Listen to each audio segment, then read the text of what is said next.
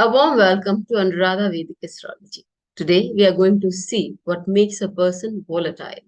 Why does a person become violent? But before that, a big thanks to all of you for liking, sharing, and subscribing to our YouTube and Spotify channels and writing in your comments and your suggestions there. If you haven't subscribed to our channel, please do, and do remember to press the bell icon so that you can get the updates regularly. So, what makes a person volatile? Why do we need to know that a person is volatile?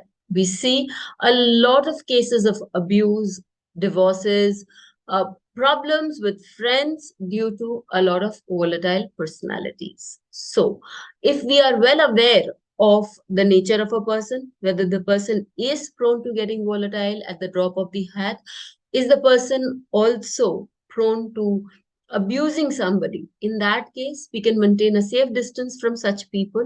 Also, we wouldn't be going into a relationship of any kind, partnership, business, love affairs with such people, because we would know how to maintain a safe distance from them. So, let us see what are the planets, the houses, and of course, the nakshatras that can give us these things. So, when we begin with the seeing the volatility and the violence in a person, we would be able to understand that the third house stands for our friends and association. So, the kind of, and it also talks about our speech. We sometimes find that volatile people have very, very definite, very aggressive speech, which makes a person take a step back, doesn't want a person to interact with that person at the other end. So, this is the third house. If there's a lot of malefic effect on the third house, no, that the person can have a very aggressive speech, can be speaking randomly, unspoken things in a place. Another thing that we see is the sixth house. The sixth house and obviously the seventh house. Why these houses? Well, the sixth house, because it talks about the shadripus, or the anger issues and all these things also within us, as well as this is the very house that when benefics sit here, it talks about wisdom, it talks about the mercy that one can show.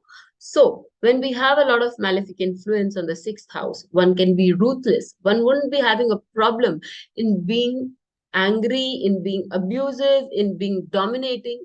That does not give any relation much sustenance. When we talk about the seventh house talks about the way we behave in public, or with our spouse, or with our partners. We may be good with a lot of people, but if we are on a public platform, not very good as presentators, we are not good as spouse, or we do not know how to conduct business well with our business partners. In that case, it's best that they stay away from us or we stay away from them. So this entire scheme of 3, 6, and 7th house is something that one needs to be aware of. Again, when we come to the planets, there are two planets that are very important. Again, I repeat, Mars and Rahu. Mars shows our action. Mars says what kind of action we can take. And if Mars is good in a chart, a person takes very calculated actions. On the other hand, Mars, which is afflicted, shows that a person will do things randomly, will do heinous acts also, especially if there are a lot of malefic influence on that Mars. Rahu shows suddenness and Rahu shows cruelty of actions also.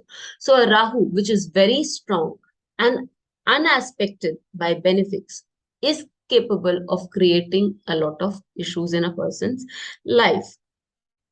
We then move on to the nakshatras. Of the nakshatras, the Ugra nakshatras are very important. Why are the Ugra nakshatras important? Ugra means aggression.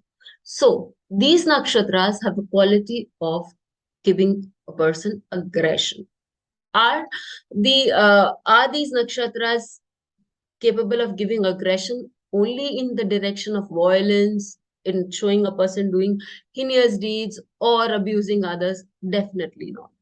But if it is in a 3, 6, 8, 12 position, then the person has a tendency to do that. I would always say that we can convert this aggressive energy into doing something fruitful for ourselves because it gives us the impetus to go ahead and get it.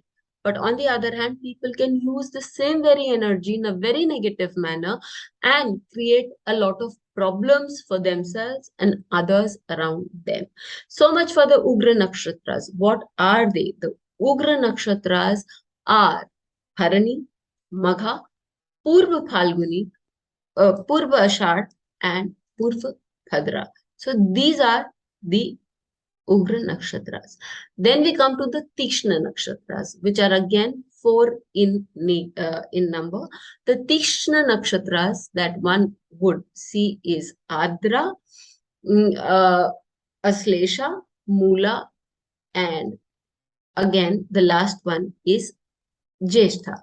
So when we are talking about these Tikshna Nakshatras, what do they do? Tikshna means sharp. So they have a very cutting edge. A person can be, if your third lord is present here, a person can be very cutting in his or her speech.